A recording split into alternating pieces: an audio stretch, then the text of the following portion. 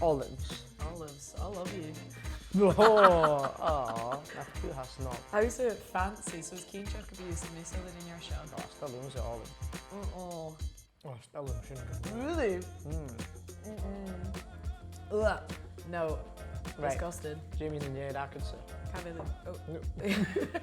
Oh, is that had a few show this morning. I will pet down there. Ha. Okay. Na ich sin. Mis mé go go bhfuil na néin sin na stere. Do you know, I find my cash in your shin.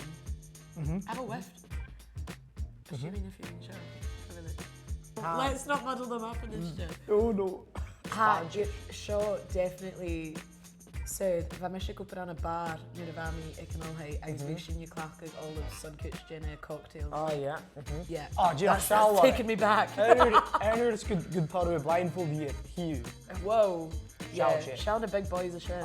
Féin go bhfuil sin ceart. Féin sin. Leis nach mishe. Mise. Leis nach misal order at show fuse na fiúin said that over here goes. Ná, is toch a féin cúsin. No. Disgusting.